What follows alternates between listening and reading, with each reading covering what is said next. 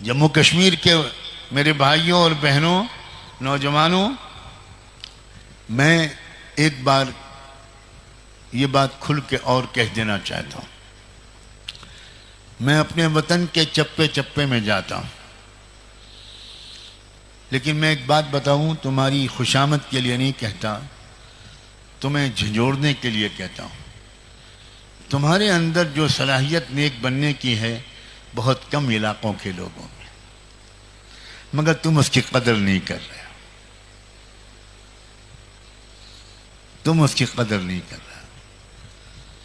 جو اولیاء اللہ یہاں آئے، جو بزرگان دین اور مشائخ آئے، ان کی روحانیت کے اثرات آج تک محسوس ہوتے ہیں۔ تم اپنے کو معمولی مت سمجھو، تمہارے اندر پوٹینشل ہے، لیکن تم اپنی دل کی کھیتی کو پانی نہیں دے رہے، اپنے دل کی زمین میں کھاد نہیں ڈال رہے، تمہارے اندر کی ایمانی کھیتی سوکھی جا رہی ہے۔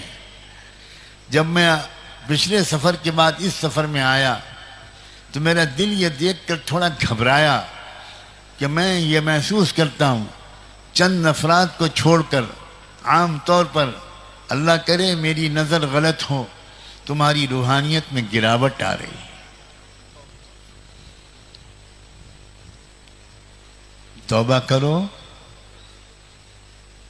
اس صلاحیت کی قدر کرو جو اللہ نے تم کو دی ہے۔ تمہارے کتنے ڈاکٹروں کو دیکھ کر یقین ہی نہیں آتا کہ یہ ڈاکٹر ہیں، یہ نظر آتا ہے کہ کسی مدرسے کے شیخ الحدیث ہیں۔ تمہارے کتنے وکیلوں کو دیکھ کر یہ یقین ہی نہیں آتا یا اندازہ نہیں ہوتا کہ یہ ایڈوکیٹ ہیں، لائر ہیں۔ معلوم ہوتا ہے کسی مدرسے میں قرآن پڑھاتے ہیں۔ الحمدللہ یہ دولت صرف آپ کو حاصل ہے اور جلنے والوں کی نظر آپ پر لگی ہوئی ہے۔ بہت لوگ ہیں جو جل رہے ہیں آپ سے، بہت لوگ ہیں جو حسد کر رہے ہیں آپ سے، ان کو سمجھ میں نہیں آتا کہ کیا کریں۔ کبھی قانون بدلتے ہیں، کبھی کچھ اور بدلتے ہیں۔